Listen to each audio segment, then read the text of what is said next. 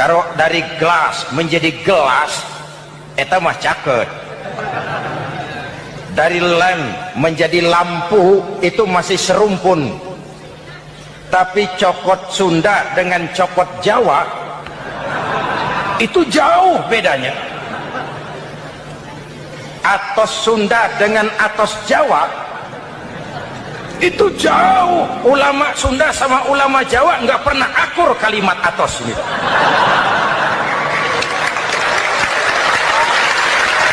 Anggap ini Ramadan terakhir yang diberikan Allah kepada kita.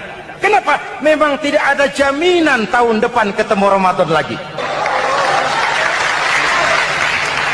Tidak tahu kita Ramadan tahun depan nanti masih ketemu apa tidak. Sebagaimana kita tidak tahu kita masih hidup atau tidak. Hadirin yang saya hormati, misi kedua Al-Quran, persaudaraan, kebersamaan atas dasar keadilan dan kebenaran. Manusia bersuku-suku, ya. Manusia berbangsa-bangsa, memang itu diakui oleh Al-Quran. Min dzakari wa untha wa ja'alnakum syu'uban wa qabaila. Kami ciptakan kamu dari laki-laki dan perempuan. Kami jadikan kamu bersuku-suku dan berbangsa-bangsa. Apa tujuannya? Agar kamu saling mengenal satu dengan yang lain. Yang terlepas dari ras, dari manapun orang datang, apapun warna kulitnya, dari suku apapun ia dilahirkan, kalau akidahnya sama, itu kan saudara kita.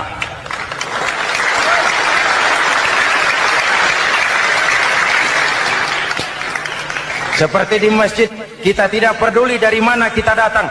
Yang datang dari kidul, madhab ngulon mang. Yang datang dari sebelah lor, madhab ngulon mang. Yang datang dari sebelah wetan, madhab kulon mang. Yang datang dari kulon, madhab ngulon. Bukan soal dari mana kau datang, tapi satu arah menghadapmu. Kau mau Betawi, mau Sunda, mau Jawa, mau Padang, mau Aceh, mau Batak, mau Ambon, kita satu nusa, satu bangsa, satu bahasa. Marilah kita jadi lem perekat buat lingkungan kita di saat keutuhan kita sebagai bangsa sedang dalam ujian berat. Semangat kebersamaan atas dasar keadilan. Tidak ada mayoritas menekan minoritas.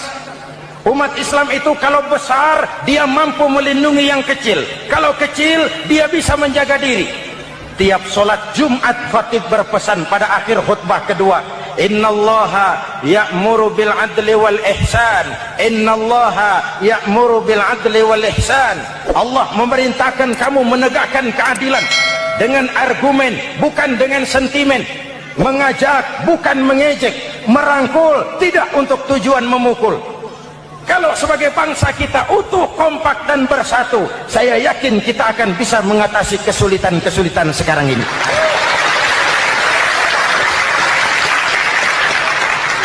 Kan kita prihatin kadang-kadang tawuran antar desa, antar RT, antar RW, antar kecamatan, sampai antar elit di atas. Makanya saya ulang lagi pesan ini, kalau elit di atas tawuran, jadilah penonton yang baik. Saudara-saudara kaum muslimin yang saya cintai, kita prihatin, kita seakan tercabut dari akar budaya kita sebagai bangsa. Kenapa kita yang berfalsafahkan Pancasila, kenapa kita yang berketuhanan yang Maha Esa, tiba-tiba jadi beringas dan brutal? Ada maling ayam ketangkap, disiram bensin, dibakar hidup-hidup. Kok kita bisa begitu? Street justice, pengadilan jalanan mulai tegak. Iyalah kita tidak puas dengan kerja aparat kita, tapi jangan main hakim sendiri. Ini negara, bukan hutan.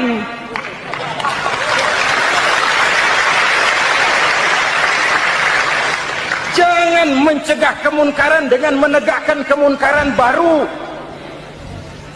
Oleh hal-hal yang sepele yang mestinya kita bisa mencari jalan keluar dengan baik. Ayo luruskan shaf, rapatkan barisan, satukan langkah, tautkan hati. Kita satu umat yang satu, diikat oleh Al-Quran.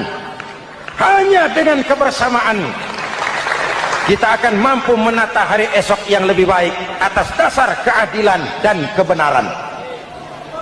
Dulu teh Muhammad Toha teriak takbir ngadepi Belanda. Bung Tomo teriak takbir ngadepi Belanda. Ayeuna takbir ngadepi batur sadulur salembur. Nanaonan.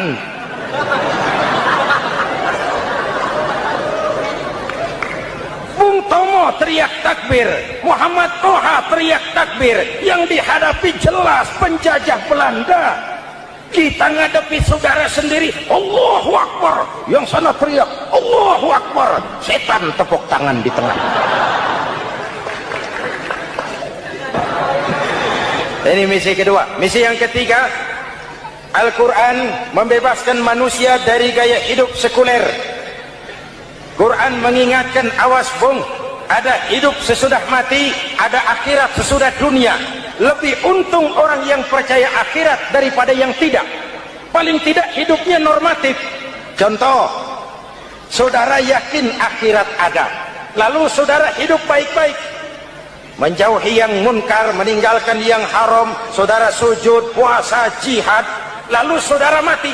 Setelah mati ternyata akhirat tidak ada. Tidak ada ruginya. Paling kurang kita sudah dicatat sebagai orang baik. Sebaliknya, saudara tidak percaya sama akhirat, lalu hidup seenaknya, judi, mabuk, zina, nipu orang, korupsi, tenggelam dalam kemunkaran, lalu mati. Setelah mati ternyata akhirat ada. Baik, kemana anjen? Lebih untung orang yang percaya akhirat ketimbang yang tidak. Hidupnya ada rem.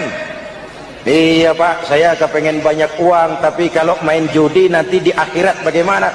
Iya, saya kepengen jadi orang kaya, tapi kalau korupsi, nipu orang, buka peternakan tuyul, nanti di akhirat bagaimana? Gaya hidup yang berkeseimbangan. Ada hidup sesudah mati dan ada akhirat sesudah dunia. Yang keempat, Quran membebaskan manusia dari belenggu kebodohan. Quran ayat yang pertama turun sudah berkata, Iqra, baca, kamu jangan jadi bodoh. Kebodohan menimbulkan kemiskinan, kemiskinan mendekatkan kepada kekufuran. Yang kelima, ini kado buat ibu-ibu, Quran mengangkat harkat, derajat dan martabat kaum wanita. Sebelum Quran turun, sebelum Islam datang, nasib wanita sangat menyedihkan. Dilahirkan hanya untuk melahirkan. Kalaupun berperan, peranannya tidak lebih segitiga. Dapur, sumur, kasur. Kasur, sumur, dapur. Dapur, sumur, kasur. Wanita dilecehkan, sekadar alat pemuas nafsu. Datang Islam, Rasul terenyuh. An-nisa imadul bilad. Wanita adalah tiangnya negara. Jikalau baik wanita, baik negara. Jikalau rusak wanita, hancur negara. Karena wanita, negara jaya. Betul? Karena wanita, negara hancur. Betul? Maka wanita adalah bidadari yang kadang-kadang setan. Kadang-kadang.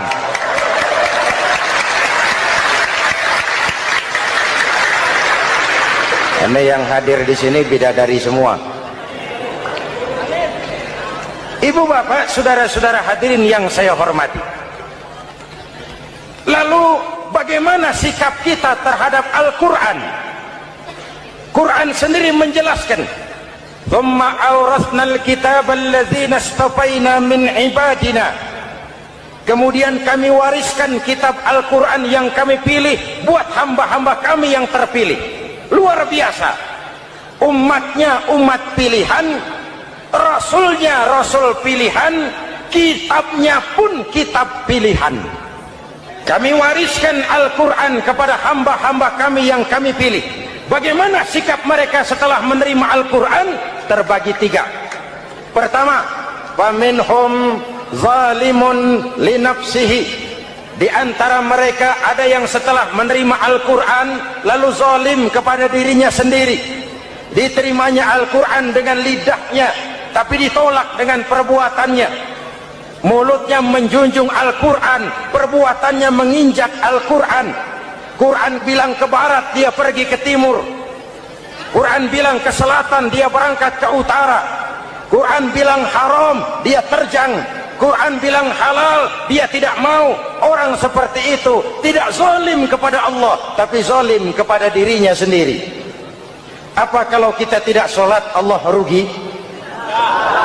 Apa kalau kita tidak bayar zakat, Tuhan bangkrut? Mudah-mudahan kita yang termasuk golongan ini. Amin. Yang kedua, wa minhum muqtasid.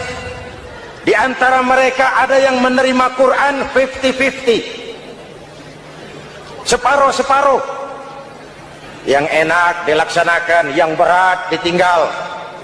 Padahal pada sisi lain Quran mengajarkan masuklah ke dalam Islam secara total. Kafah, jangan separuh-separuh. Ini watak munafik.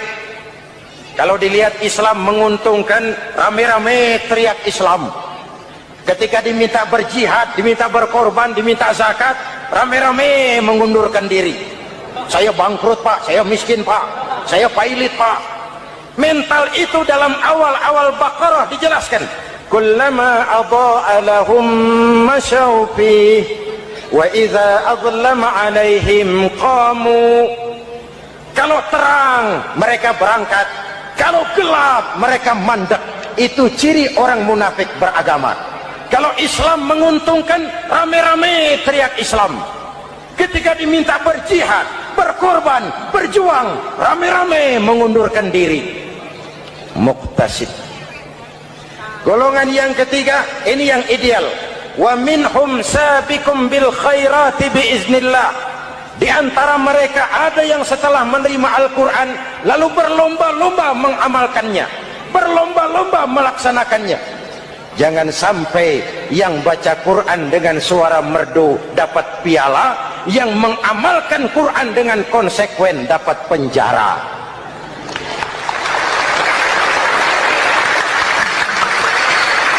Itu ironi, itu menyedihkan, itu memilukan, dan itu memalukan. Pilihan terserah kita. Satu hadis Rasulullah mengajarkan begini, man ja'alal qur'ana amamahu qadahu ilal jannah, wa man ja'alal qur'ana khalfahu saqahu ilan nar. Siapa yang meletakkan Quran di depannya, dijadikannya Quran sebagai imam, Quran akan membimbing dia ke surga, surga dunia, lebih-lebih surga akhirat. Sebaliknya, siapa yang meletakkan Quran di belakang, dibelakanginya ajaran Quran, Quran akan mendorong dia ke neraka, neraka dunia, lebih-lebih neraka akhirat. Quran imam apa makmum? Kita makmum apa imam? Makmum ikut imam apa imam ikut makmum? Makmum ikut imam. Jikalau Quran adalah imam, jikalau kita adalah makmum. Ke barat kata Quran, ke barat kita berangkat. Ke timur kata Quran, ke timur kita menuju. Halal kata Quran, itu yang kita ambil.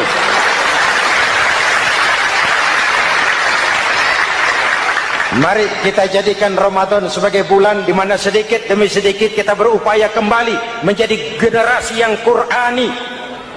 Rasulullah pernah ditanya, kalau Tuhan wafat ya Rasul, kemana kami minta nasihat? Aku tinggalkan kamu dua nasihat, satu yang diam saja, satu yang bisa bicara. Yang bisa bicara apa ya Rasul?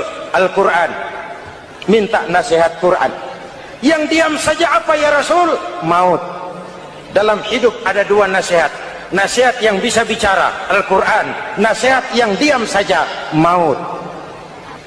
Mau dagang minta nasihat Quran, mau bertetangga minta nasihat Quran. Itu nasihat. Nasihat yang kedua, diam saja, tahu-tahu datang maut. Setiap penganut agama mempunyai kitab-kitab yang suci atau dianggap sebagai suci. Semua agama. Orang Nasrani punya kitab Injil. Orang Yahudi punya kitab Taurat. Orang Hindu punya kitab Weda. Orang Buddha punya kitab Tripitaka.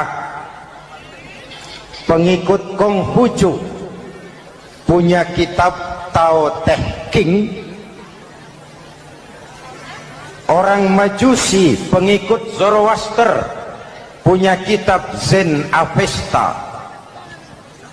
Orang kebatinan punya kitab Serat Centani, Hidayat Jati atau Darmo Gandul.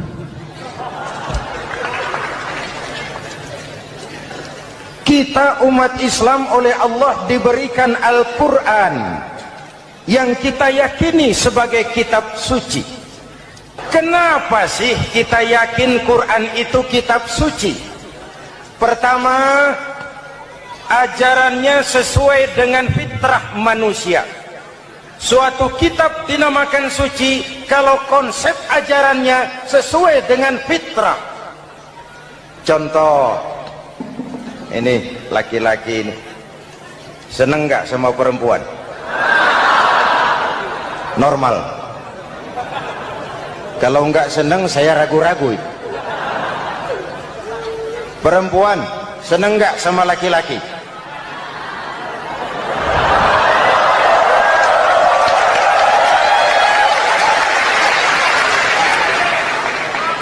Ini fitrah. Laki-laki suka perempuan, perempuan suka laki-laki. Quran memahami itu. Hai laki-laki, kau senang dengan perempuan. Hai perempuan, kau suka dengan laki-laki. Oke, lewat sini, lewat pintu yang disebut nikah. Kalau kitab suci melarang nikah, itu bertentangan dengan fitrah manusia. Maka dalam Quran, mulai dari umat sampai ulama dan segala profesi dianjurkan nikah. Kalau kiai tidak boleh nikah, saya pilih mengundurkan diri, Pak.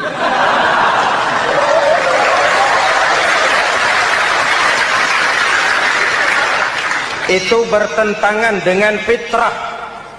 Lagian mubazir dikasih perabotan nggak dipakai.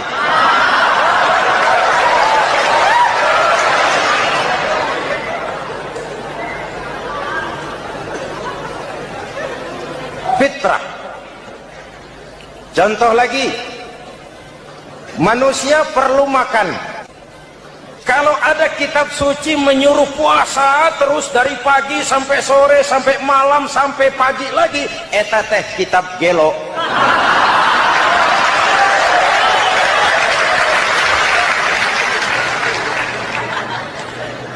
Quran sesuai dengan fitrah. Puasa mulai dari imsak sampai datang waktu maghrib. Puasa ngebleng dari pagi sampai sore sampai malam merusak kesehatan. Malam berpuasa boleh bergaul dengan istri. Kenapa? Fitrah. Kalau siang tidak boleh, malam tidak boleh, sebulan penuh panas kepala.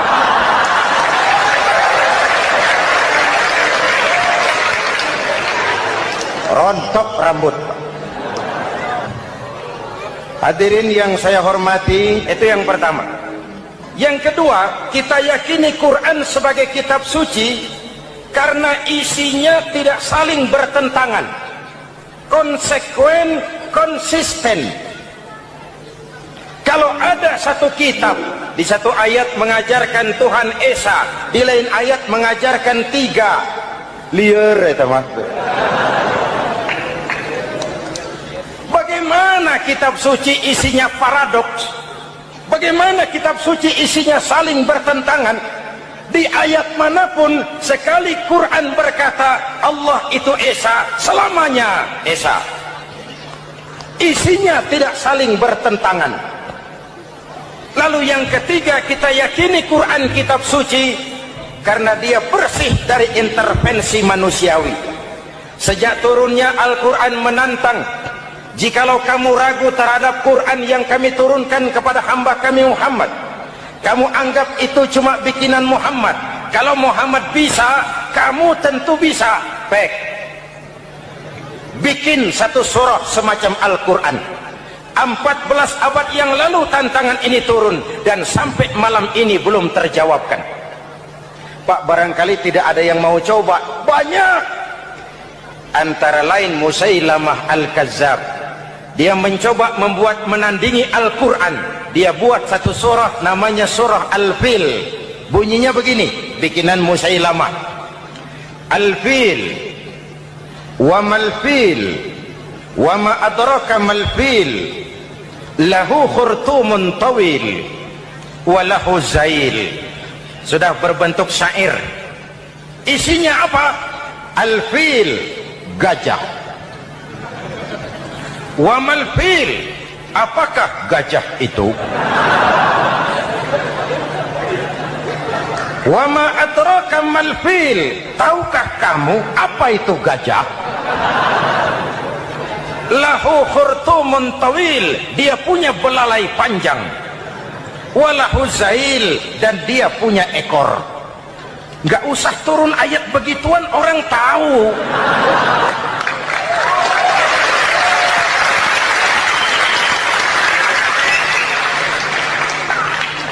Kalau redaksi mendekati, maka isi jauh panggang dari api. Kitab suci bersih dari campur tangan manusiawi. Maka Al-Quran, ke bahasa apapun dia diterjemahkan, naskah aslinya tetap ikut.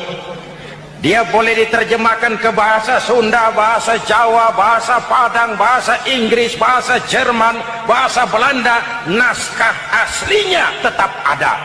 Kenapa? Bahasa ke bahasa perbedaannya sering frontal. Kalau dari gelas menjadi gelas, eta mah caket. Dari lem menjadi lampu, itu masih serumpun. Tapi cokot Sunda dengan cokot Jawa, itu jauh bedanya. Atos Sunda dengan atos Jawa, itu jauh. Ulama Sunda sama ulama Jawa nggak pernah akur kalimat atos ini.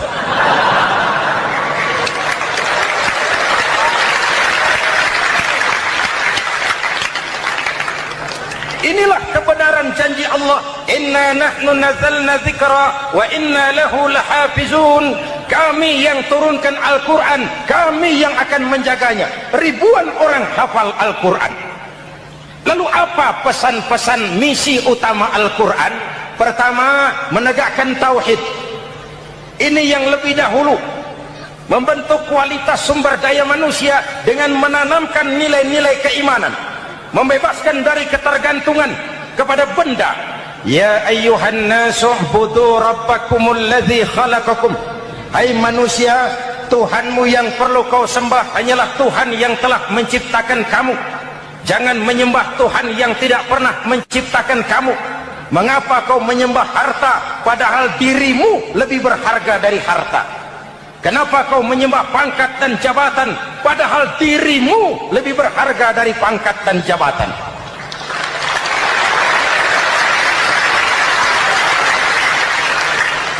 Diajak rasio berpikir, Tuhanmu yang perlu kau sembah hanyalah Tuhan yang menciptakan kamu.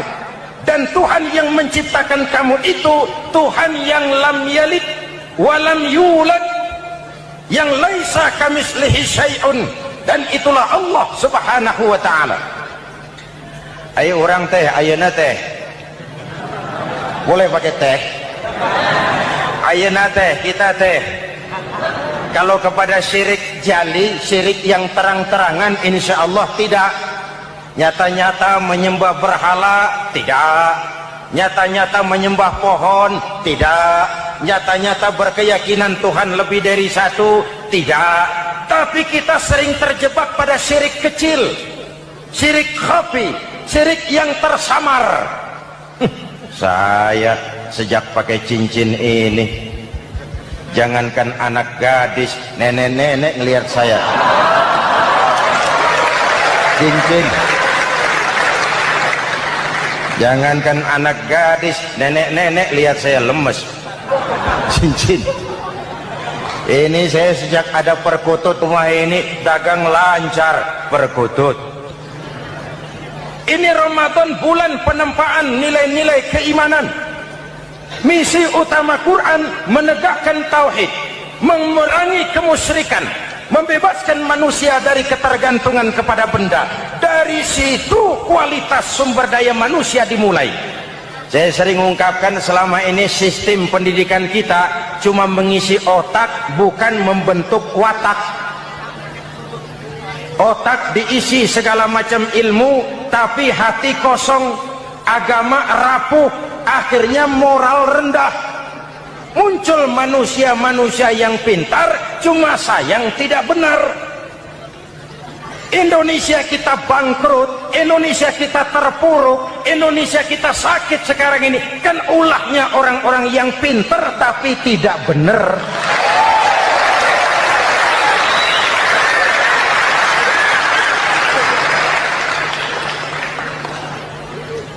Dan kalau saya bicara kayak begini, ini bukan pidato politik, ini nurani. Politik naon kadut.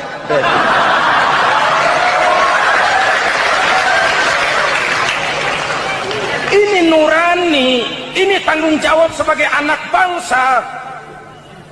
Ibu bapak, saudara-saudara hadirin yang saya hormati, Rasul kalau masuk sepertiga yang akhir, sing-singan baju, hamparkan sajadah, lebih banyak di masjid daripada di rumah. Itu Rasul. Maka sepertiga yang akhir masjid makin ramai. Lihat Masjidil Haram. Lain dengan kita. Sepertiga yang akhir masjid mulai mengalami kemajuan. Safnya makin maju.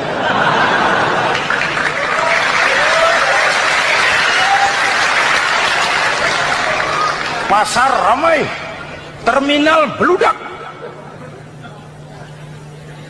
Padahal sepertiga yang akhir itu puncak. Padahal di situ nilai tambah. Dan anggap ini Ramadan terakhir yang diberikan Allah kepada kita. Kenapa? Memang tidak ada jaminan tahun depan ketemu Ramadan lagi.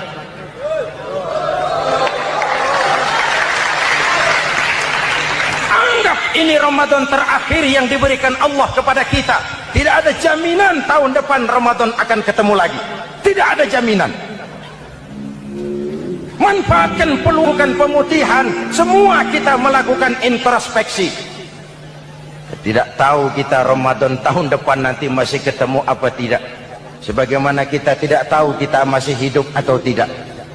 Hadirin yang saya hormati, misi kedua Al-Quran, persaudaraan, kebersamaan atas dasar keadilan dan kebenaran. Manusia bersuku-suku, ya. Manusia berbangsa-bangsa, memang itu diakui oleh Al-Quran. Min dzakari wa untha wa ja'alnakum syu'uban wa qabaila. Kami ciptakan kamu dari laki-laki dan perempuan. Kami jadikan kamu bersuku-suku dan berbangsa-bangsa. Apa tujuannya? Agar kamu saling mengenal satu dengan yang lain.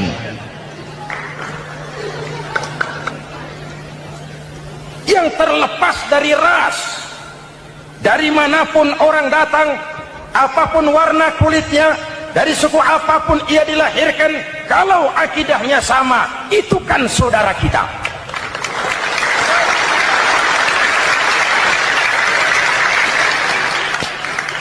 Seperti di masjid, kita tidak peduli dari mana kita datang. Yang datang dari kidul, madep ngulon mang. Yang datang dari sebelah lor, madep ngulon mang. Yang datang dari sebelah wetan, madep kulon mang. Yang datang dari kulon, madep ngulon. Bukan soal dari mana kau datang, tapi satu arah menghadapmu. Kau mau Betawi, mau Sunda, mau Jawa, mau Padang, mau Aceh, mau Batak, mau Ambon, kita satu nusa, satu bangsa, satu bahasa. Marilah kita jadi lem perekat buat lingkungan kita di saat keutuhan kita sebagai bangsa sedang dalam ujian berat. semangat kebersamaan atas dasar keadilan. Tidak ada mayoritas menekan minoritas. Umat Islam itu kalau besar, dia mampu melindungi yang kecil. Kalau kecil, dia bisa menjaga diri. Tiap solat Jumat, khatib berpesan pada akhir khutbah kedua, innallaha ya'muru bil adli wal ihsan. Innallaha ya'muru bil adli wal ihsan. Allah memerintahkan kamu menegakkan keadilan dengan argumen, bukan dengan sentimen. Mengajak, bukan mengejek. Merangkul, tidak untuk tujuan memukul. Kalau sebagai bangsa kita utuh, kompak dan bersatu, saya yakin kita akan bisa mengatasi kesulitan-kesulitan sekarang ini.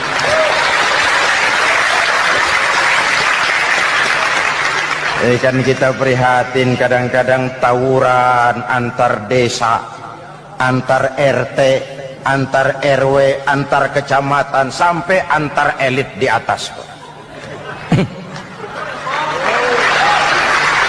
Makanya saya ulang lagi pesan ini, kalau elit di atas tawuran, jadilah penonton yang baik. Saudara-saudara kaum muslimin yang saya cintai, kita prihatin, kita seakan tercabut dari akar budaya kita sebagai bangsa. Kenapa kita yang berfalsafahkan Pancasila, kenapa kita yang berketuhanan yang Maha Esa tiba-tiba jadi beringas dan brutal?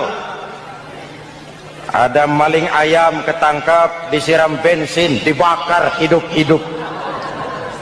Kok kita bisa begitu?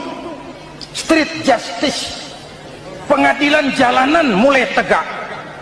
Iyalah kita tidak puas dengan kerja aparat kita, tapi jangan main hakim sendiri.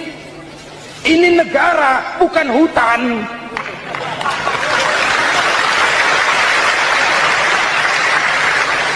Jangan mencegah kemunkaran dengan menegakkan kemunkaran baru. Sejak turunnya Al-Quran menantang, jikalau kamu ragu terhadap Quran yang kami turunkan kepada hamba kami Muhammad, kamu anggap itu cuma bikinan Muhammad. Kalau Muhammad bisa, kamu tentu bisa. Bikin satu surah semacam Al-Quran. 14 abad yang lalu tantangan ini turun, dan sampai malam ini belum terjawabkan.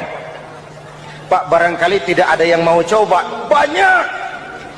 Antara lain Musailamah Al-Kazzab, dia mencoba membuat menandingi Al-Quran. Dia buat satu surah namanya surah Al-Fil. Bunyinya begini, bikinan Musailamah. Al-Fil, wa mal-fil, wa ma adraka mal-fil, lahu khurtumun tawil, wa lahu zail.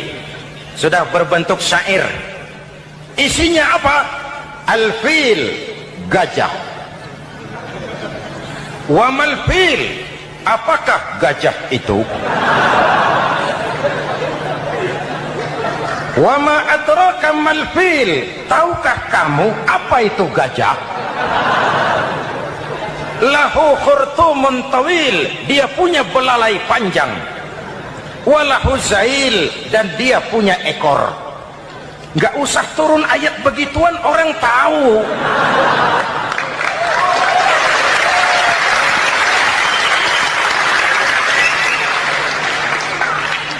Kalau redaksi mendekati, maka isi jauh panggang dari api.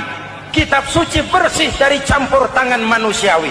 Maka Al-Quran, ke bahasa apapun dia diterjemahkan, naskah aslinya tetap ikut. Dia boleh diterjemahkan ke bahasa Sunda, bahasa Jawa, bahasa Padang, bahasa Inggris, bahasa Jerman, bahasa Belanda, naskah aslinya tetap ada. Kenapa? Bahasa ke bahasa perbedaannya sering frontal. Kalau dari gelas menjadi gelas, eta mah caket. Dari lem menjadi lampu, itu masih serumpun.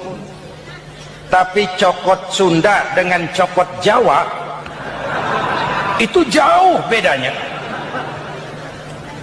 Atos Sunda dengan atos Jawa, itu jauh. Ulama Sunda sama ulama Jawa nggak pernah akur kalimat atos ini.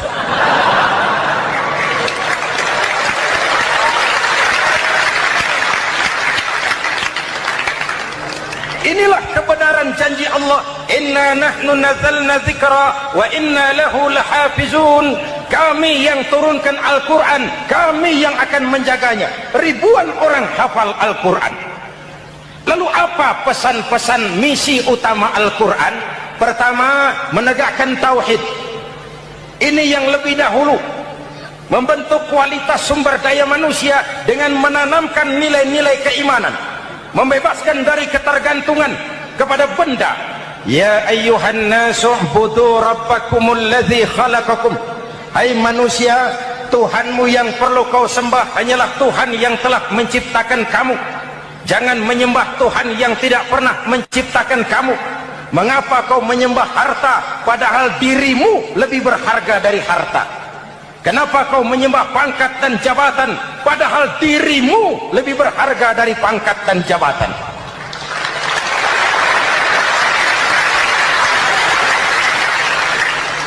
Diajak rasio berpikir, Tuhanmu yang perlu kau sembah hanyalah Tuhan yang menciptakan kamu.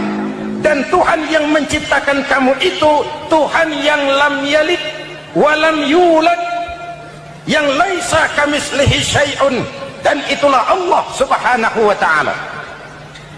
Ayo orang teh, ayeuna teh boleh pakai teh, ayeuna teh kita teh kalau kepada syirik jali, syirik yang terang-terangan, insya Allah tidak. Nyata-nyata menyembah berhala, tidak. Nyata-nyata menyembah pohon, tidak. Nyata-nyata berkeyakinan Tuhan lebih dari satu, tidak. Tapi kita sering terjebak pada syirik kecil, syirik khafi, syirik yang tersamar. Saya sejak pakai cincin ini, jangankan anak gadis, nenek-nenek ngelihat saya cincin. Jangankan anak gadis, nenek-nenek lihat saya lemes cincin. Ini saya sejak ada perkutut rumah ini dagang lancar perkutut. Oleh hal-hal yang sepele yang mestinya kita bisa mencari jalan keluar dengan baik. Ayo luruskan saf, rapatkan barisan, satukan langkah, tautkan hati. Kita satu umat yang satu, diikat oleh Al-Quran. Hanya dengan kebersamaan kita akan mampu menata hari esok yang lebih baik atas dasar keadilan dan kebenaran. Dulu teh Muhammad Toha teriak takbir ngadepi Belanda. Bung Tomo teriak takbir ngadepi Belanda. Ayeuna takbir ngadepi batur sadulur salembur. Nanaonan.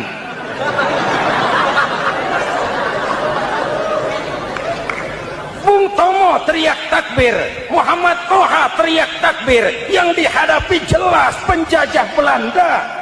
Kita ngadepi saudara sendiri, Allahu Akbar, yang sana teriak Allahu Akbar, setan tepuk tangan di tengah.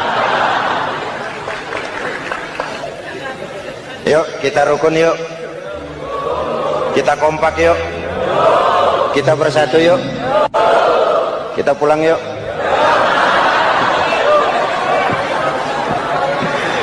Ini misi kedua. Misi yang ketiga, Al-Quran membebaskan manusia dari gaya hidup sekuler.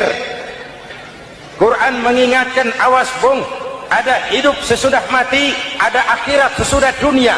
Lebih untung orang yang percaya akhirat daripada yang tidak. Paling tidak hidupnya normatif.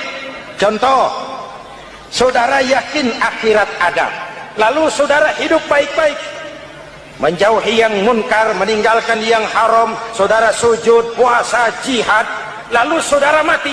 Setelah mati ternyata akhirat tidak ada ruginya. Paling kurang kita sudah dicatat sebagai orang baik. Sebaliknya, saudara tidak percaya sama akhirat, lalu hidup seenaknya, judi, mabuk, zina, nipu orang, korupsi, tenggelam dalam kemunkaran, lalu mati. Setelah mati ternyata akhirat ada. Baik, kemana anjen? Lebih untung orang yang percaya akhirat ketimbang yang tidak. Hidupnya ada rem. Iya Pak, saya kepengen banyak uang, tapi kalau main judi nanti di akhirat bagaimana? Iya, saya kepengen jadi orang kaya, tapi kalau korupsi, nipu orang, buka peternakan tuyul, nanti di akhirat bagaimana? Gaya hidup yang berkeseimbangan. Ada hidup sesudah mati dan ada akhirat sesudah dunia. Yang keempat, Quran membebaskan manusia dari belenggu kebodohan. Quran ayat yang pertama turun sudah berkata, Iqra, baca, kamu jangan jadi bodoh. Kebodohan menimbulkan kemiskinan, kemiskinan mendekatkan kepada kekufuran. Yang kelima, ini kado buat ibu-ibu. Quran mengangkat harkat, derajat dan martabat kaum wanita. Sebelum Quran turun, sebelum Islam datang, nasib wanita sangat menyedihkan. Dilahirkan hanya untuk melahirkan. Kalaupun berperan, peranannya tidak lebih segitiga. Dapur, sumur, kasur. Kasur, sumur, dapur. Dapur, sumur, kasur. Wanita dilecehkan, sekadar alat pemuas nafsu. Datang Islam, Rasul terenyuh. An-nisa imadul bilad. Wanita adalah tiangnya negara. Jikalau baik wanita, baik negara. Jikalau rusak wanita, hancur negara. Karena wanita, negara jaya. Betul? Karena wanita, negara hancur. Betul? Maka wanita adalah bidadari yang kadang-kadang setan. Kadang-kadang.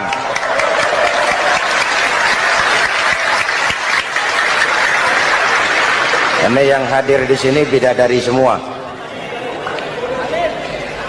Ibu bapak, saudara-saudara hadirin yang saya hormati. Lalu bagaimana sikap kita terhadap Al-Quran? Quran sendiri menjelaskan, "Tsumma awrasnal kitaba alladzina istafaina min ibadina." Kemudian kami wariskan kitab Al-Quran yang kami pilih buat hamba-hamba kami yang terpilih. Luar biasa. Umatnya umat pilihan, Rasulnya Rasul pilihan, kitabnya pun kitab pilihan. Kami wariskan Al-Quran kepada hamba-hamba kami yang kami pilih. Bagaimana sikap mereka setelah menerima Al-Quran? Terbagi tiga. Pertama, faminhum zalimun linafsihi. Di antara mereka ada yang setelah menerima Al-Quran lalu zalim kepada dirinya sendiri. Diterimanya Al-Quran dengan lidahnya, tapi ditolak dengan perbuatannya. Mulutnya menjunjung Al-Quran, perbuatannya menginjak Al-Quran. Quran bilang ke barat, dia pergi ke timur. Quran bilang ke selatan, dia berangkat ke utara. Quran bilang haram, dia terjang. Quran bilang halal, dia tidak mau. Orang seperti itu tidak zalim kepada Allah, tapi zalim kepada dirinya sendiri. Mudah-mudahan kita yang termasuk golongan ini. Amin. Yang kedua, wa minhum muqtasid. Di antara mereka ada yang menerima Quran 50-50. Separuh-separuh. Yang enak dilaksanakan, yang berat ditinggal. Padahal pada sisi lain Quran mengajarkan masuklah ke dalam Islam secara total. Kafah, jangan separuh-separuh. Ini watak munafik. Kalau dilihat Islam menguntungkan, rame-rame teriak Islam. Ketika diminta berjihad, diminta berkorban, diminta zakat, rame-rame mengundurkan diri.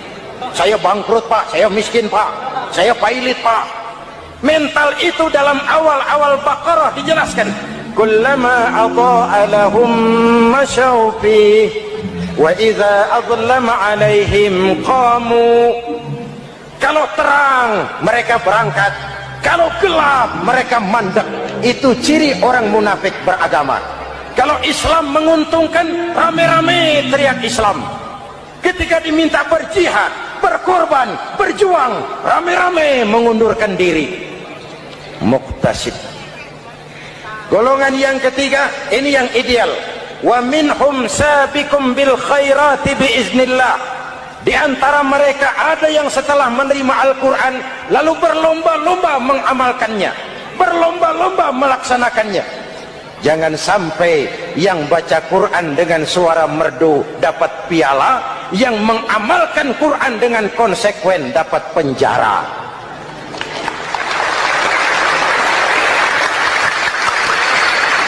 Itu ironi, itu menyedihkan, itu memilukan, dan itu memalukan. Pilihan terserah kita. Satu hadis Rasulullah mengajarkan begini: man ja'alal Qur'ana amamahu qadahu ilal jannah, wa man ja'alal Qur'ana khalfahu saqahu ilan nar. Siapa yang meletakkan Quran di depannya, dijadikannya Quran sebagai imam, Quran akan membimbing dia ke surga, surga dunia, lebih-lebih surga akhirat. Sebaliknya, siapa yang meletakkan Quran di belakang, dibelakanginya ajaran Quran, Quran akan mendorong dia ke neraka, neraka dunia, lebih-lebih neraka akhirat. Quran imam apa makmum? Kita makmum apa imam? Makmum ikut imam apa imam ikut makmum? Makmum ikut imam. Jikalau Quran adalah imam, jikalau kita adalah makmum. Ke barat kata Quran, ke barat kita berangkat. Ke timur kata Quran, ke timur kita menuju. Halal kata Quran, itu yang kita ambil.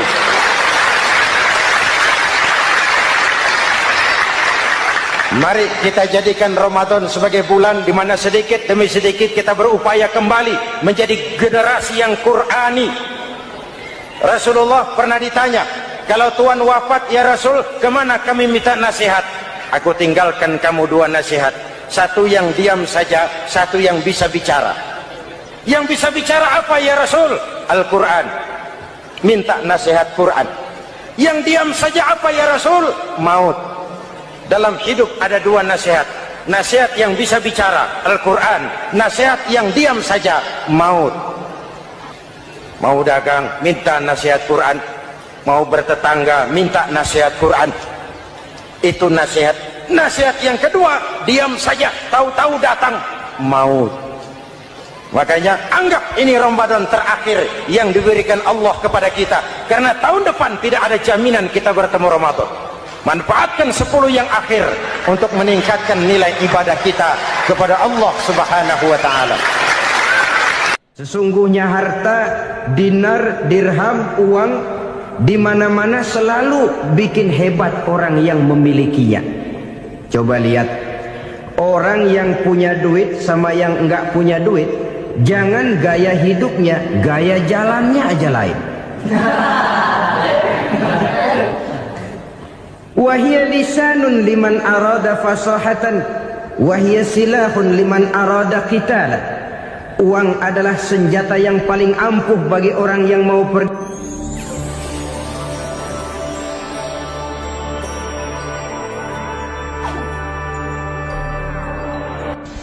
Bapak-bapak, ibu-ibu, saudara-saudara kaum muslimin rahimakumullah. Murai di dahan dan kokok ayam di kandang. Dunia ini penuh dengan berbagai macam kesibukan. Sejak dari petani yang turun ke ladang, pedagang yang berangkat ke pasar, pelajar yang menuju sekolah, sampai kepada pegawai yang berangkat ke kantor, seluruhnya tidak lain untuk mencari sesuatu yang bernama bahagia. Setiap orang menginginkan kebahagiaan, dan tidak seorang pun menginginkan kesengsaraan dalam kehidupan ini. Namun nyatanya tidak setiap orang yang ingin bahagia mengetahui jalan yang harus ditempuhnya untuk sampai kepada kebahagiaan itu. Maka pada kesempatan pertemuan kali ini, saya ingin menyampaikan sebuah hadis dari junjungan kita baginda Nabi besar Muhammad sallallahu alaihi wasallam yang termuat dalam kitab Mukhtarul Ahadits An-Nabawiyah, di mana beliau bersabda, arba'un min sa'adatil mar'i. Ada 4 perkara yang merupakan tanda dari orang bahagia. Saya mau tanya, di antara saudara-saudara yang hadir di sini, apa ada yang kepengen jadi orang sengsara? Seluruhnya tentu ingin mendapatkan kebahagiaan. Maka menurut resep dari Nabi kita, tanda orang bahagia itu 4. Jadi kalau saudara ingin bahagia, harus mempunyai 4 perkara ini. Yang pertama, orang bahagia itu kata Nabi, darun wasi'un, punya rumah biar bagus asal gede, enak ngaturnya, daripada sudah punya rumah kecil adanya di pinggir kali, gubuk, kalau hujan bocor miring lagi, kiamat. Loh, kalau gitu Islam materialis dong. Hadis ini boleh diartikan dengan makna hakiki, arti yang sebenarnya, boleh diartikan dengan makna majazi, arti kiasan. Kalau dia diartikan dengan arti kias, maka yang dimaksud darun wasi'un ay qalbun wasi'un, rumah yang luas tidak lain daripada hati yang lapang. Karena di situ kunci kebahagiaan yang sebenarnya. Walaupun kita cuma tinggal di petak berukuran 2 kali 3 meter, kalau hati kita luas-luas rasanya rumah itu. Tapi biar rumah kita halamannya saja puluhan ribu hektar, ada kolam renangnya, kamar tidurnya tidak lagi terhitung. Kalau hati yang menempati rumah itu sempit, maka akan terasa sempit jugalah rumah itu. Tempat bergantungnya tidak lain adalah hati. Marilah kita mencoba melihat berbagai pandangan orang tentang bahagia ini. Ada orang menyangka bahwa bahagia itu kalau dia mendapatkan harta yang sebanyak-banyaknya. Siapa yang banyak harta, dialah raja. Apa yang dia mau seluruhnya bisa dibeli. Keamanannya dia bisa menyewa petugas. Seluruh fasilitas untuk menyenangkan kehidupannya bisa dibeli. Pendeknya, hartalah segala-galanya dalam kehidupan. Sampai ada pepatah mengatakan, innad darahima fil amakini kulliha taksur rijala mahabatan wa jalala. Sesungguhnya harta, dinar, dirham, uang di mana-mana selalu bikin hebat orang yang memilikinya. Coba lihat, orang yang punya duit sama yang enggak punya duit, jangan gaya hidupnya, gaya jalannya aja lain.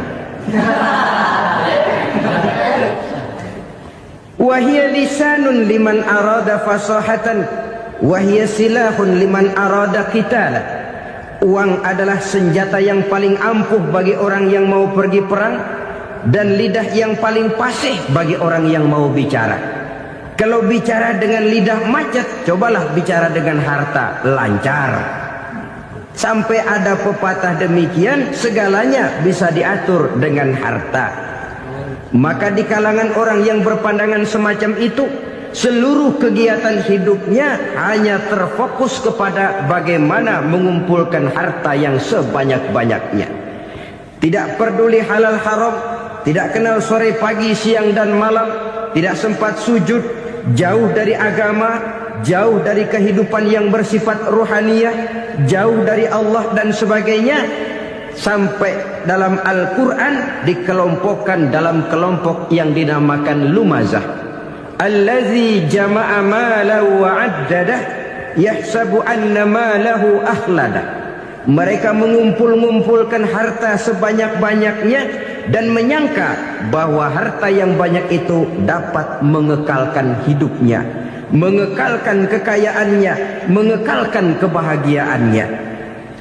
Saudara hadirin yang berbahagia, kalau pandangan hidup ini benar, artinya kalau harta memang merupakan satu-satunya hal yang dapat membuat orang bahagia, tentu di rumah mewah tidak akan pernah ada tangis derita.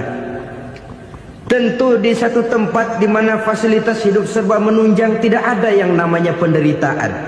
Tapi suka dan duka, sedih dan gembira, senyum dan tawa adalah milik setiap orang, baik dia punya harta maupun dia tidak punya harta. Nyatalah bahwa harta semata-mata bukan merupakan jaminan bahwa orang akan bahagia. Walaupun tanpa harta orang sulit untuk bahagia. Saya mau cerita, ada orang super kaya. Namanya Aristotle Onesius, Raja Tanker Yunani. Dia punya kapal tanker saja konon sampai 11 banyaknya. Punya perusahaan penerbangan yang disebut Olympic Airlines. Punya hotel di berbagai kota besar di dunia ini, sejak dari New York, London, Paris, Rome dan sebagainya. Bahkan punya pulau yang dia namakan Pulau Scorpio. Ini kan namanya sudah kaya nggak tanggung-tanggung, punya pulau. Nah, dia punya 2 orang anak, yang satu laki-laki namanya Alexander, yang satu perempuan namanya Maria Onesius. Seluruh harapannya tertumpah kepada anak lakinya Alexander ini, yang akan meneruskan usahanya, meneruskan kekayaannya, meneruskan dinastinya. Apa yang terjadi? Ternyata anak yang dia harapkan yang bernama Alexander ini mati muda dalam kecelakaan pada waktu dia olahraga. Apa olahraganya? Namanya olahraga anak orang kaya, golongan jet set. Olahraganya olahraga pesawat terbang. Jatuh, ya nggak kaput, habis mati. Tinggal satu anak perempuannya, Maria Onesius. Tapi anak perempuan ini juga malah urakan. Terakhir dia pacaran, bahkan kemudian kawin sama orang Rusia. Rupanya Aristotle Onesius ini broken. Kekayaannya yang berlimpah ruah, perusahaannya yang begitu banyak, siapa yang akan meneruskan? Siapa yang akan menggantikan?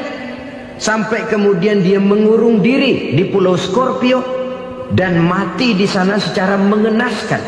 Seorang multi jutawan, seorang yang super kaya, mati menyendiri di pulau sepi. Ibarat kata pepatah, anak ayam mati di lumbung. Bukan kekurangan makanan, keurugan makanan. Begitu kehidupan Aristotle Onesius. Dan banyak orang-orang yang sudah demikian kaya sampai dibingungkan oleh kekayaannya sendiri. Telusurilah kehidupan David Rockefeller misalnya, Henry Ford misalnya, Adnan Khashoggi misalnya. Multi jutawan yang kadang-kadang dibuat keder oleh kekayaannya sendiri. Pantas ketika Imam Ali ditawarkan orang, "Ya Ali, kalau kepadamu disuruh pilih ilmu atau harta, kau pilih mana?" Ya jelas pilih ilmu dong. Kenapa? Pertama, ilmu kalau kita berikan kepada orang lain tambah. Tapi harta kalau kita berikan kepada orang lain kurang. Saudara punya uang 10.000, dibagi orang 5.000, jelas uang saudara berkurang. Tapi saudara punya ilmu, diberikan kepada orang lain bisa, saudara pun makin mantap. Tidak lantas jadi bodoh karena ngajarin orang. Saudara bisa Fatihah lalu mengajarkan orang Fatihah. Orang bisa, saudara pun makin hafal. Tidak lantas setelah diajarin orang ilmunya hilang. Begitu datang dia minta orang, "Tolong ajarin saya Fatihah." Udah habis, nggak ada.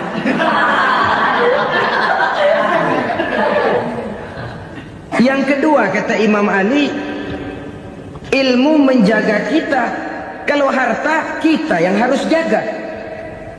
Makin banyak ilmu, makin terpelihara diri seharusnya.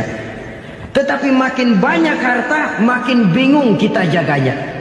Sampai kadang-kadang kalau perlu seluruh keliling rumah dipasangi alarm. Belum cukup disewakan anjing besar-besar, pasang di depan pintu, awas anjing galak.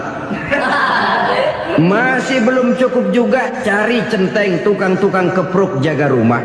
Masih terasa belum aman, padahal rumahnya dikelilingi tembok besar. Di balik tembok ada pintu-pintunya tebal. Di balik pintu itu terbuka masuk kamar, kamar pun ada pintunya, pintunya pun kuat. Masuk ke dalam kamar ada lemari, lemarinya pun pintunya kuat, dikunci, kuncinya pun kuat. Tapi terhadap seluruhnya yang timbul cuma sekedar was-was saja. Kesimpulannya sekali lagi, tanpa harta orang memang sulit untuk bahagia. Tapi harta semata-mata tidak merupakan jaminan orang akan bahagia. Dengan hati yang luas, itu modal utama untuk mencapai kebahagiaan hidup. Orang yang hatinya luas, saudara-saudara, punya hati yang lapang, melihat kenyataan hidup ini, dia bersyukur senantiasa kepada Allah. Lantas tidak timbul hasud dan iri hatinya. Oleh karena itu jiwanya selalu lapang. Kalau tidak, cupik hati namanya, dangkal pandangan, tidak senang melihat orang lain dapat nikmat, dan itu sering dijadikan contoh. Kalau orang yang lapang dada, dia lihat tetangganya beli TV baru, dia berkata, alhamdulillah ya, tetangga kita beli TV, mudah-mudahan kita bisa ikut nonton. Lapang dadanya. Tapi orang yang sempit hati, lihat tetangga beli televisi, meriang. Enggak dia apa-apain, meriang. Besoknya dengar tetangga beli motor, makin sakit, ke rumah sakit. Lalu di rumah sakit dengar tetangganya beli mobil, mati. Disiksa oleh perasaannya sendiri. Orang kalau hati sudah sempit dalam hidup, kemanapun dia pergi, sempit rasanya medan kehidupannya.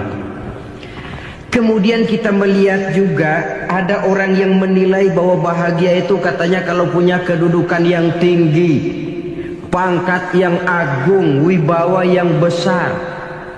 Mungkin betul, tapi mungkin juga tidak. Bergantung kepada hati orang yang punya pangkat itu.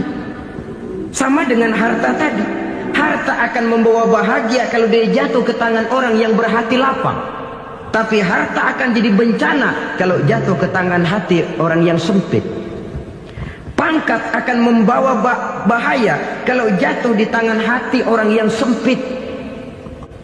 Lebih dari itu, kenyataan mengajarkan kepada kita bahwa ternyata pangkat dan jabatan tidak selamanya memberikan kebahagiaan dalam kehidupan.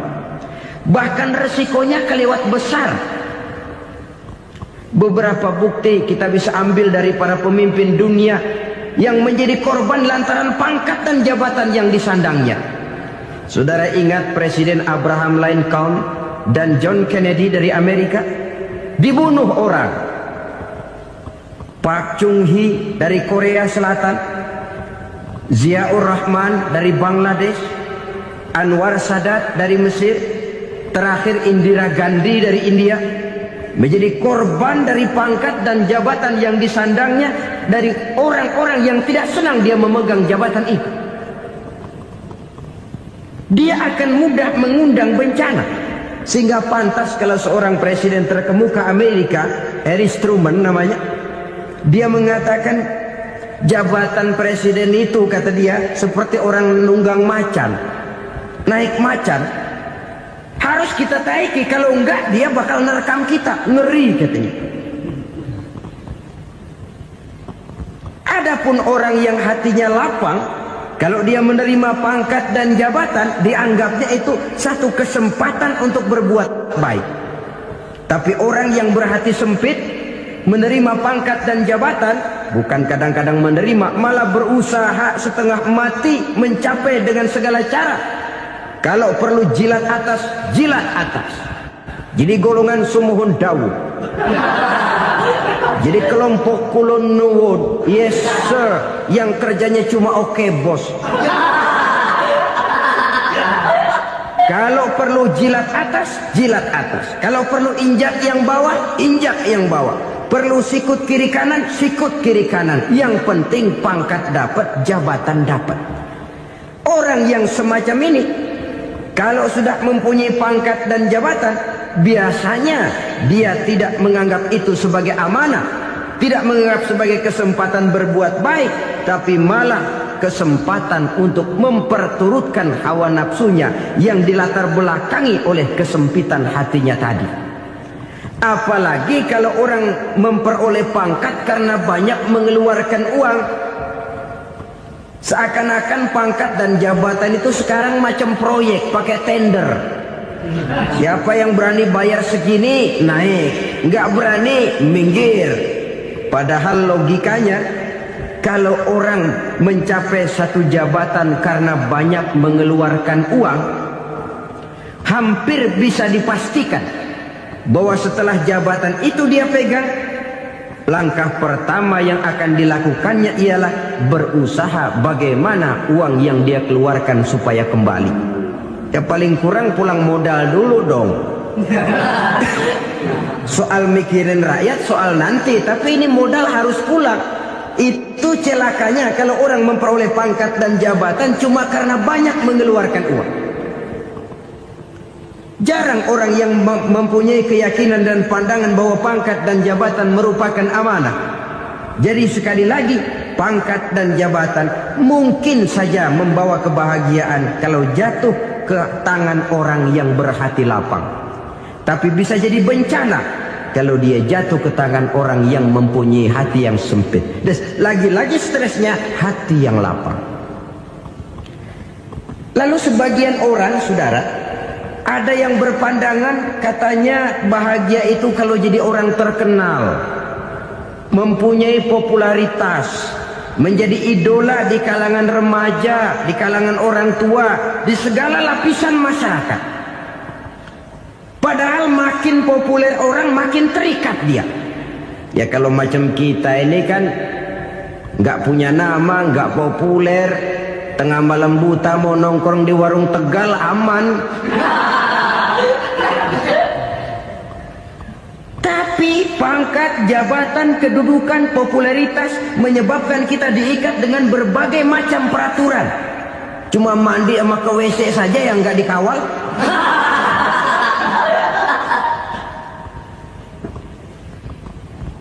Benarkah popularitas, ketenaran membawa kebahagiaan? Mungkin, ya, tapi mungkin juga tidak. Kenapa? Banyak orang-orang populer yang mengakhiri hidupnya secara tragis. Kita ambil beberapa nama. Di Amerika tahun 60-an ada bintang seksi paling terkenal yang dijuluki seks bom. Bom seks. Sampai sekarang jadi legenda, namanya Marilyn Monroe. Singkatan dobelnya itu inisialnya MM, Marilyn Monroe. Terkenal, top, sampai dia mati tahun 62. Namanya sekarang masih saja dibicarakan orang. Kenapa dia bunuh diri? Tidak punya hartakah dia? Banyak. Kurang populerkah dia? Seluruh dunia mengenalnya. Sejak rakyat kecil sampai pejabat tinggi dia punya hubungan. Kenapa? Jenuh. Dia terlahir dalam keadaan yatim. Setelah itu tidak lama dia berangkat remaja, ibunya meninggal. Pindah dari wanita asuh ke wanita asuh sampai 12 orang ibu angkatnya.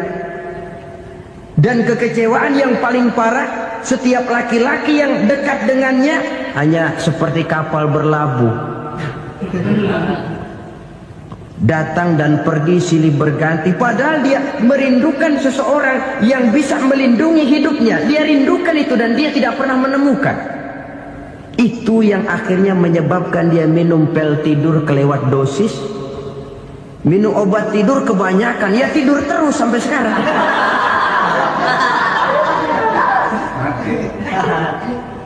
Dia mengakui, saya telah memiliki ketenaran, tapi saya tidak pernah hidup dalam ketenaran itu. Saya pandai main sandiwara, tapi saya ingin hidup dalam alam yang real sebagaimana umumnya orang. Itu yang dia rindukan. Menyusul jejak yang namanya Marilyn Monroe ini, Billie Holiday, saudara kenal tentu. Di rumah sakit dirawat. Dia juga minum obat overdosis, mati lagi. Jimi Hendrix minum obat tidur overdosis kelewat batas, mati lagi. Lalu yang menghanyutkan diri di danau, Janis Joplin dan Brian Jones. Ini orang-orang populer, orang-orang terkemuka yang mengakhiri hidup secara tragis, bukan karena tidak terkenal, mungkin karena sudah saking terkenalnya. Contoh paling belakangan, Bruce Lee. Wah, Ini tukang-tukang keprok tentu kenal siapa dia. Sampai sekarang pun tabir kematiannya masih merupakan misteri. Dan yang masih hidup juga menunjukkan gejala yang aneh. Michael Jackson, rumahnya di Beverly Hills itu dijaga sedemikian rupa, dan dia selalu curiga kepada setiap makanan harus steril, bersih dari segala macam kimia. Kemana dia pergi, itu tukang-tukang keprok sudah selalu menjaga dan mengawal, dan dia seakan takut menunjukkan mukanya yang asli. Hingga kalau tampil ke tengah di luar show, dia kadang memakai pakaian yang tidak menunjukkan dia yang sebenarnya, takut dikenali orang. Ternyata popularitas sering jadi momok yang meracuni kehidupan manusia. Oleh karena itu, benarlah junjungan kita pada saat beliau mengajarkan orang akan bahagia kalau dia mempunyai hati yang lapang. Nah, sekarang masalahnya untuk mendapatkan hati yang lapang, caranya bagaimana? Kita kembali kepada konsep Quran. Allah mengajarkan, ala inna bizikrillahi tatmainnul qulub. Ketahuilah bahwa dengan banyak mengingat Allah, hati akan tenang, jiwa akan lapang. Dengan kata lain, dekat dengan agama, merasakan kehadiran Allah dekat dalam hidup, itu muara pertama untuk mencapai hati yang lapang. Ala inna bizikrillahi tatmainnul qulub. Jangan macam orang sekarang ingin mendapatkan ketenangan lalu tapak di puncak gunung, di gua-gua, di tempat sepi. Iyalah kalau nggak ada ular. Kalau tergigit ular berbisa, ketenangan belum, mati jelas itu. Islam positif untuk mendapatkan ketenangan. Ala inna bizikrillahi tatmainnul qulubi. Bahwa ketahuilah bahwa dengan banyak mengingat Allah, hati akan tenang, jiwa akan lapang, nuansa pikiran akan luas. Karena yang namanya bahagia ada dimanapun manusia berada. Di kampung ada bahagia, di kota ada bahagia, di ngarai, di lembah, di gunung, di hutan, di lautan, di angkasa luar, dimanapun bahagia itu ada kalau kita bermodalkan hati yang lapang ini. Dan hati akan lapang kalau kita dekat dengan agama. Dekat dengan harta buat sementara hati mungkin tenang, tapi ketenangan yang relatif dan temporer. Apalagi orang tiap kali tambah harta, tiap kali tambah rencana. Itu wajar. Mungkin sebelumnya saudara berpikir, kalau punya duit 5.000 enak nih. Begitu punya duit 5.000, aduh sayang kalau 10.000 aja. Tiap kali tambah harta, tiap kali lain rencana. Makin banyak rencana, makin menjauhkan kita dari yang namanya ketenangan. Padahal ketenangan merupakan unsur utama untuk mencapai bahagia. Dan ketenangan itu bermuara dalam hati manusia. Tengoklah kehidupan ini. Orang yang banyak harta dengan orang miskin, berbedakah rasa sakit yang mereka tanggungkan? Rasanya tidak. Walaupun si kaya tidur di kasur empuk berselimutkan sutra mahal, sementara si miskin meringkuk di balai bambu yang keras dan kasar. Apabila maut datang, dia juga tidak pernah pilih bulu. Maut datang menjemput si kaya di singgasana keemasannya, dikelilingi oleh para pengasuh, dayang dan idang serta para pengawal. Dan maut pun datang menjemput si miskin papa, sehingga ia tergelepar di tepian jalan. Kedua-duanya bernama mati. Kalau nyata bahwa sakit yang ditanggung si kaya tidak beda dengan sakit yang ditanggung si miskin, bukan harta semata yang membuat orang bahagia. Hati yang tenang, jiwa yang lapang penuh kedamaian. Karena banyak berzikir dan mengingat Allah, itu merupakan modal utama untuk mencapai sesuatu yang bernama bahagia.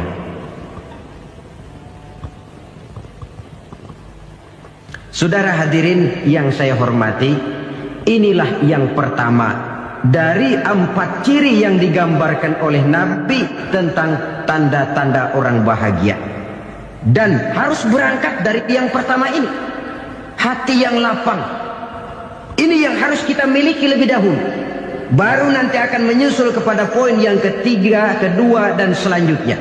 Sebab kalau hati sudah terisi dengan jiwa yang lapang, seluruh persoalan insya Allah akan bisa kita atasi dengan sebagaimana mestinya. Yang kedua sekarang, tanda orang bahagia menurut baginda Nabi, markabun syariah. Orang bahagia itu, kata beliau, punya kendaraan biar cepat asal lancar. Artinya kemana dia mau pergi mudah. Apa maksud hadis ini? Kalau kita kaji lebih dalam, kendaraan itu kan alat transportasi. Transportasi tidak lain adalah usaha memudahkan komunikasi. Pindah dari situ kepada teori bahwa manusia adalah zon politik, makhluk bermasyarakat yang tidak bisa memenuhi kebutuhan hidupnya secara sendirian. Kita memerlukan keberadaan orang lain dalam kehidupan ini. Untuk memakai baju saja kita sudah perlukan petani yang tanam kapas, pabrik yang memintal kapas jadi benang, pabrik yang menenun benang jadi kain, sampai kepada mesin jahit, sampai kepada tukang jahit. Itu cuma untuk memakai pakaian saja. Tidak seorang pun di antara kita yang sanggup memenuhi kebutuhan hidupnya secara sendiri. Kita perlu orang lain. Maka kebebasan dalam arti mutlak, kebebasan tanpa batas, itu tidak mungkin ada dalam kehidupan. Karena kita mengadakan yang disebut interaksi sosial. Setiap kegiatan kita tentu melibatkan orang lain. Menurut kita barangkali kita bebas jalan di jalan raya semaunya, tapi orang lain berkendaraan pun merasa bahwa ini ada juga jalan haknya, dan begitu selanjutnya. Oleh karena itu, maksud dari kendaraan yang cepat ini adalah khulata'uhu ma'as solihin. Lingkungan pergaulannya terdiri dari orang-orang soleh.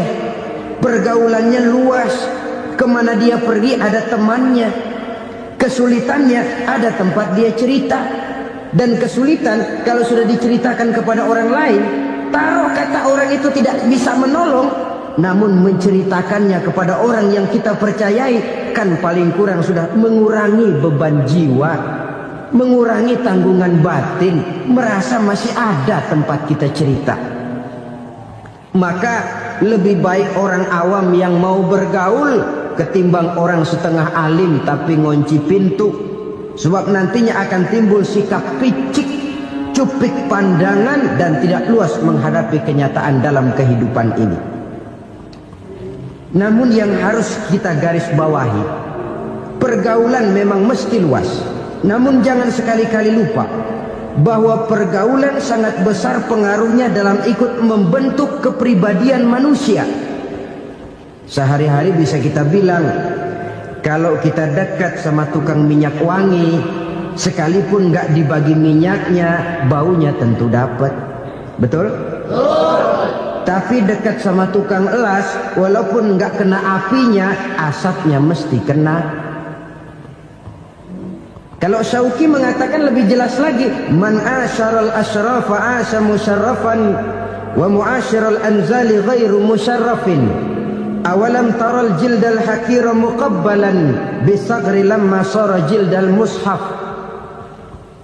Siapa yang bergaul dengan orang mulia, dia bakal ikut menjadi mulia.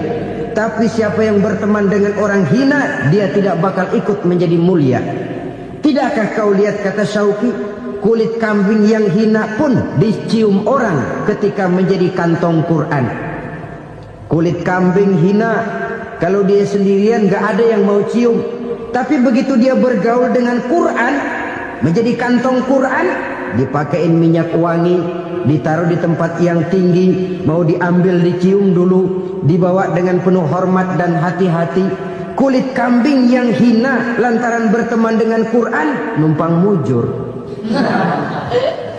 Tapi coba lihat kalau kulit kambing berteman dengan kayu, jadi beduk, habis. Zohor dikemplang, asar dipukul. Itu pun sedikit saja, cuma salah milih teman. Yang temannya Quran dihormati orang, yang temannya kayu lantaran jadi beduk, gelap-gelap subuh orang udah kemplangin.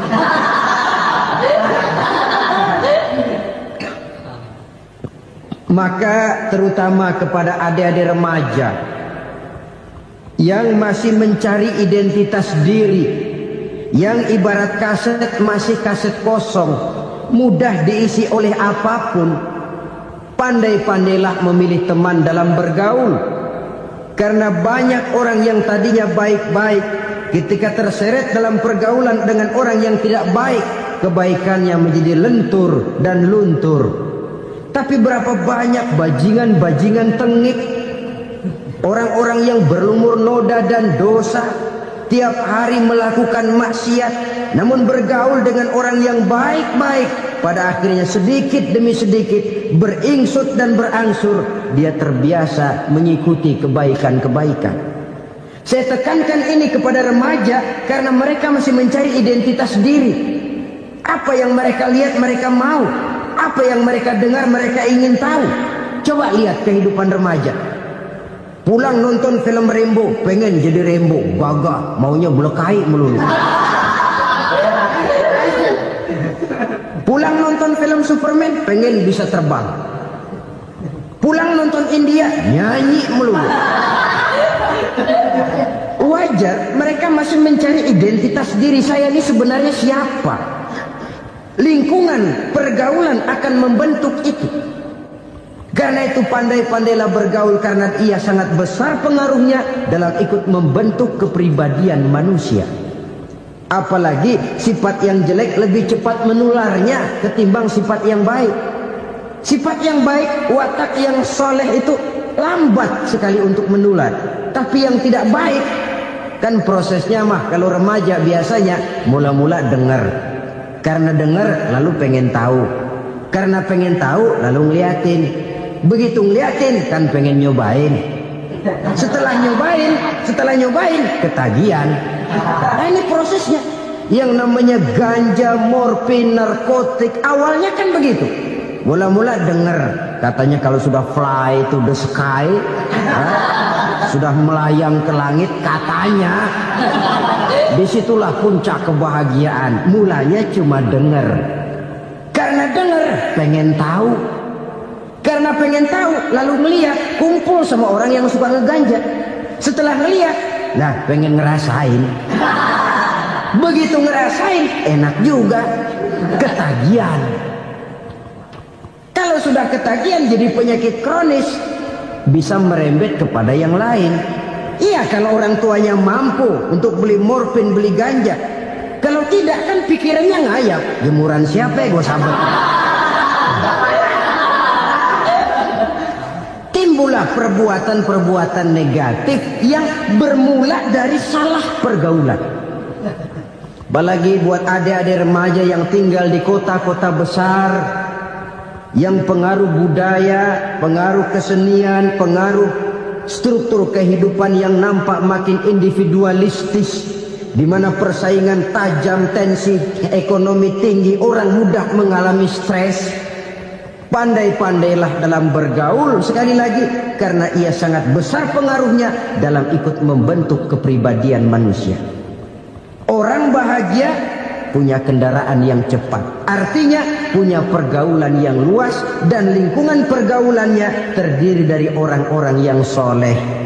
Kemana dia pergi ada teman, kesulitannya ada tempat dia cerita. Tapi kalau sudah menyendiri, hidup sendiri, kesulitan dipikiri sendiri, bisa mati belum waktunya. Tidak ada tempat berbagi rasa, tidak ada tempat bercerita, tidak ada tempat mengurangi beban dalam kehidupan. Pantas betul kalau Islam sangat menggalakkan dan menganjurkan orang kalau sudah sampai waktunya itu untuk melangsungkan nikah. Kata Nabi, ya ma'syaras syabab man istata'a minkumul ba'at falyatazawwaj. Hai para pemuda, kalau sudah mampu memberi nafkah, kawinlah, nikahlah kamu. Kenapa? Sudah ada teman hidup, tempat berbagi rasa. Kesulitan kalau ada tempat cerita, akan lebih ringan ketimbang kita telan sendiri, walaupun bobot kesulitannya sama beratnya. Saudara-saudara kaum muslimin rahimakumullah, inilah ciri yang kedua, punya kendaraan biar cepat asal lancar. Kemana kita mau pergi gampang. Dengan kata lain, setelah hati yang luas, pergaulan yang luas. Dua.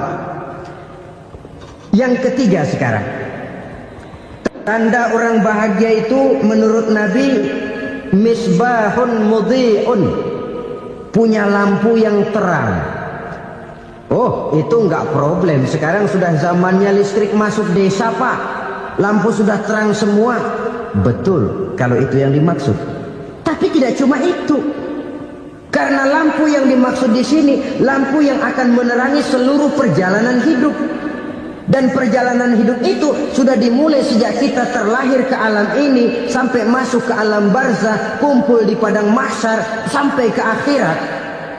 Lampu yang menerangi itu yang diperlukan. Kalau lampu, katakanlah yang paling top sekarang kan lampu jenis Mercury. Taruhlah itu di rumah kita, dia cuma menerangi rumah kita, menerangi hati pun tidak sanggup. Bila kita masuk ke alam barzakh, alam kubur, sanggupkah si Mercury yang begitu terang menerangi alam barzakh kita? Tidak sanggup lagi. Sanggupkah lampu yang ratusan watt, bahkan puluhan ribu watt menerangi kehidupan di padang mahsyar? Tidak akan sanggup lagi. Kalau demikian, yang dimaksud lampu yang terang di sini apa? Tidak lain amal soleh, kebajikan yang kita lakukan dalam hidup. Itu yang akan jadi lampu penerang.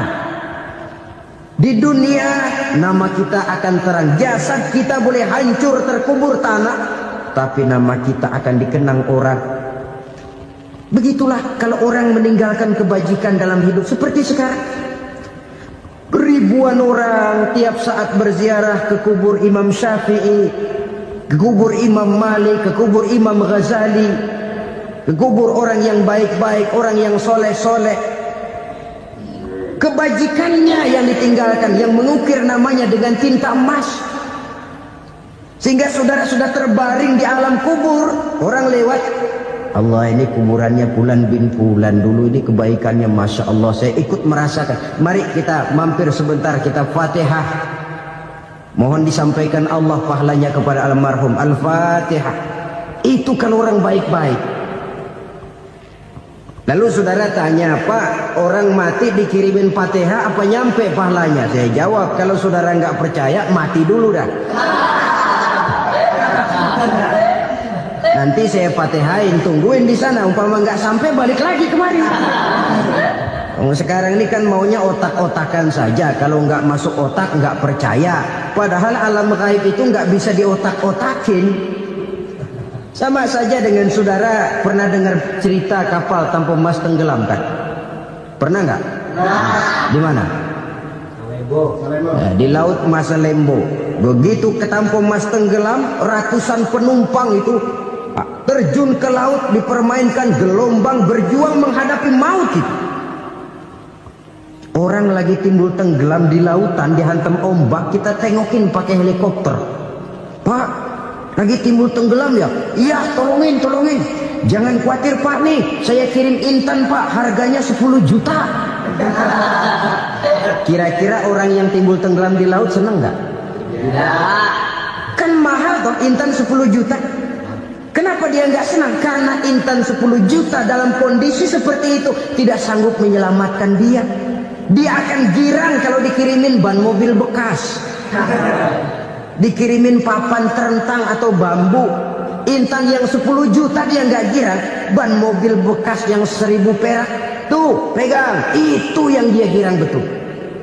Inilah sebabnya Nabi berkata, mal mayyitu fi qabrihi illa kal ghariqil mutaghawwis.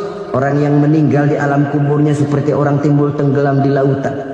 Yantaziru da'watan min ahli, menunggu doa dari keluarganya yang masih hidup.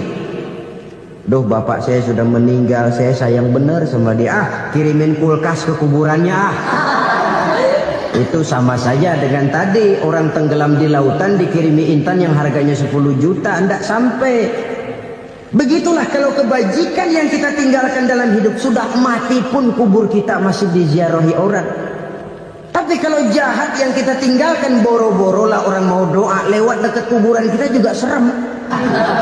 Tuh bajingan no, dulu mati dipendem di situ tuh. Jangan lewat situ, ntar kesurupan, jangan.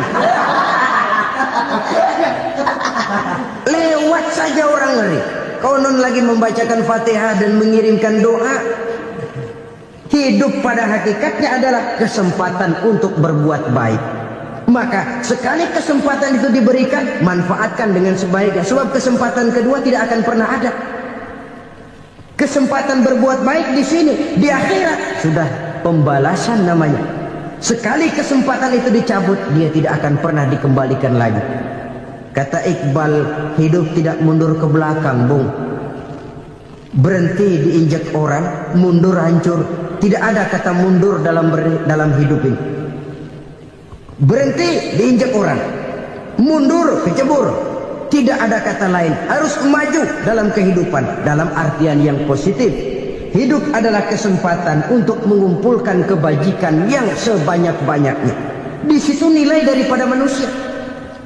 Sekarang ini memang nggak kelihatan kok, orang yang banyak pahala sama yang banyak dosa nggak kelihatan kok. Barangkali kalau habis bikin dosa palanya pada benjol, mungkin orang takut sama dosa. Tapi sekarang sama saja, orang yang banyak dosa dengan yang nggak banyak dosa jalan bareng dari belakang, sama, nggak kelihatan beda. Tapi ada waktunya di mana pahala memegang peranan, di mana dosa diperlihatkan. Sama saja kalau kita bawa mobil siang, lampu kan nggak begitu berfungsi. Apa lalu bilang, alah ini lampu berat-beratin, copot-copotin aja dah. Tidak perlu begitu. Kenapa? Pada suatu saat malam senja akan datang. Bila matahari terbenam, senja pun datang, gelap mulai merayap, disitulah baru terasa perlunya lampu. Pahala begitu. Sekarang orang yang nggak ada pahalanya nggak kelihatan dalam kehidupan. Tapi pada suatu saat senja kehidupan akan datang. Ajal merenggut nyawa, malam merayap, dan hidup mulai diliputi kegelapan di alam barzah. Dikala itu kalau nggak punya lampu, alangkah malangnya kita. Sebab amal yang baik, kata Nabi, di alam barzah itu akan diciptakan menjadi perempuan yang cantik menemani kita. Amal yang jahat akan menjadi orang yang paling jelek nemenin kita. Udah di tempat gelap yang nemenin jelek.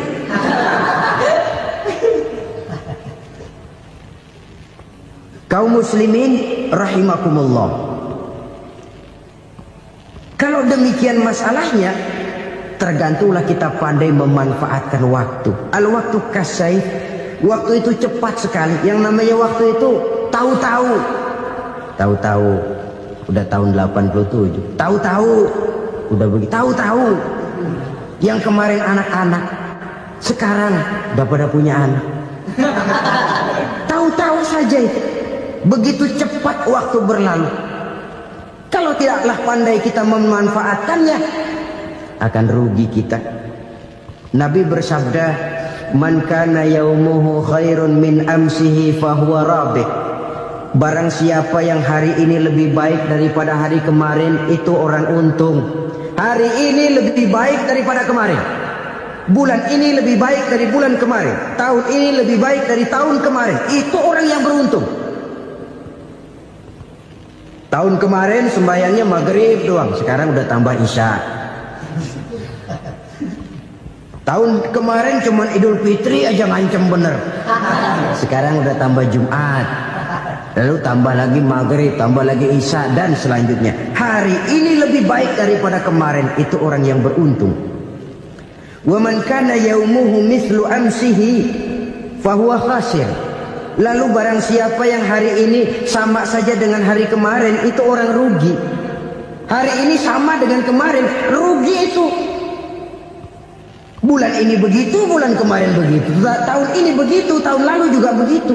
Rugi itu orang. Rugi apa? Rugi umur. Umur tambah, amalan gak pernah tambah. Dan saya pikir lebih merupakan azab ketimbang nikmat kalau orang dikasih panjang umur cuma untuk numpuk dosa. Mending mana? Panjang umur banyak dosa sama pendek umur dikit dosa? Mending mana? Mending mana? Ya, paling mending tentu panjang umur banyak pahala. Tapi kalau tidak, sekali lagi, lebih merupakan azab ketimbang nikmat kalau orang diberikan panjang umur tapi cuma untuk sekedar menumpuk dosa. Kehilangan kesadaran bahwa dunia bukan terminal akhir dari satu perjalanan. Dia cuma halte di mana kita berhenti sebentar untuk menuju kepada terminal yang hakiki. Saudara-saudara kaum muslimin rahimakumullah, inilah lampu yang akan menerangi kehidupan. Amal yang kita lakukan di dalam kehidupan. Jadi yang dimaksud dengan lampu yang terang, kebajikan yang kita kerjakan dalam hidup. Nah, setiap orang di awal tadi saya bilang ingin bahagia. Bahagia itu kan hakikatnya kumpulan senang dan selamat. Senang, selamat. Apa bedanya? Senang tapi tidak selamat, nggak bahagia. Selamat tapi nggak senang, nggak bahagia orang. Contoh, kalau orang korupsi, duitnya banyak, senang dia, tapi keselamatannya. Ada tentara baris di samping rumahnya udah bingung, padahal tentara latihan. Tentara cuma latihan, dia bingung. Senang, tapi karena keselamatannya tidak terjamin, dia tidak bahagia. Sebaliknya pegawai negeri jujur benar cuma segaji-gajinya, selamat nggak korupsi, tapi melarat, ya nggak bahagia juga, kurang senang. Kesenangan dan keselamatan untuk dunia saja, ya, sekali lagi, kalau cuma sekedar untuk dunia saja, bisa dibeli pakai uang. Bisa dibeli pakai uang. Saudara ingin selamat, bisa dibeli pakai uang. Saudara ingin senang, bisa dibeli dengan uang. Tapi setelah mati, masuk ke alam barzah, habis kekuasaan uang. Nggak bisa lagi beli keselamatan pakai uang. Tidak mungkin lagi membeli kesenangan dengan uang. Di situ pahala yang megang peranan. Makin banyak pahala, makin banyak saham untuk membeli kesenangan dan keselamatan, untuk memperoleh yang namanya bahagia. Dan jangan lupa loh, di alam barzah kita nggak sebentar, menunggu datangnya kiamat. Loh iya, kalau kita begitu dikuburin terus kiamat datang, untung. Tapi kalau masih harus 1000, 2000, puluhan ribu tahun yang akan datang, dalam satu penantian yang begitu lama, tanpa saham untuk memperoleh kebahagiaan, satu kemalangan yang tidak ada pernah putus-putusnya. Janganlah tergelincir oleh kebahagiaan sebentar yang menipu dengan mengorbankan kebahagiaan hakiki yang berjangka panjang. Apa artinya senyum sejenak kalau harus ditebus dengan tangis seumur hidup? Biarlah kita minum jamu, pahit memang, getir memang, tapi kan besok badan sehat. Daripada sekarang minum sirup, manis memang, enak memang, tapi bibir pada jontor besok. Sirawan, batuk, nggak karu-karuan. Banyak orang tertipu oleh kesenangan yang sebentar. Padahal laisa kullu ma yalma'u zahaban. Belum tentu semua yang berkilat itu emas. Belum tentu semua yang gemerlap itu intan. Karena itu, marilah manfaatkan kesempatan yang diberikan Allah ini untuk mengumpulkan kebajikan yang sebanyak-banyaknya. Yang terakhir sekarang, yang keempat, tanda orang bahagia kata Nabi. Zaujatun salihah. Orang bahagia itu tanda yang keempat kata Nabi, punya istri biar cakep asal taat. Sudah surga itu, cakep taat. Istri kayak gitu, kalau belum mati jangan dikuburin dulu. Sudah cakep taat lagi. Tapi kadang-kadang enggak, udah jelek ngadat melulu. Apa yang mau dipilih? Sebab itu Quran mengatakan istri pakaian untuk suami, suami pakaian untuk istri. Kenapa suami istri diibaratkan pakaian? Alangkah tingginya gaya bahasa Quran ini. Suami istri teman hidup, hidup perjalanan panjang. Sejak kita dalam rahim sudah ada hidup kan di sini. Sampai ke alam dunia, masuk ke alam barzah, kumpul di padang mahsyar, sampai menuju akhirat, itu perjalanan hidup. Carilah istri atau suami teman hidup yang membawa manfaat tidak hanya kehidupan di dunia ini, sampai di alam barzah, sampai di padang mahsyar. Suaminya mungkin meninggal lebih dulu atau istrinya mungkin meninggal lebih dulu. Tapi suami atau istri yang masih hidup berbuat kebajikan. Suami saya meninggal, ada hartanya, saya sedekahkan, niat pahala untuk almarhum suami saya. Ini teman hidup. Tidak dibatasi dan tidak bisa dipisahkan oleh maut sekalipun. Zohirnya mungkin pisah, badannya mungkin pisah, tapi hatinya, jiwanya, kebersamaannya dalam menghadapi kehidupan.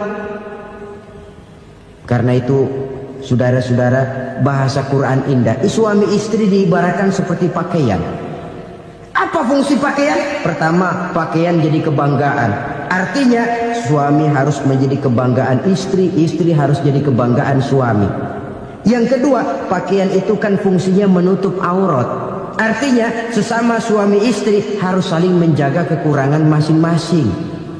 Jangan malah sesama suami istri saling membongkar rahasia dan aibnya sendiri-sendiri. Istrinya diceritain jeleknya di mana-mana, atau suaminya dibongkar rahasianya di pasar umum. Itu sudah tidak lagi berfungsi sebagai pakaian. Kenapa semua ini diperlukan? Karena kita menyadari bangsa yang baik terdiri dari masyarakat yang baik.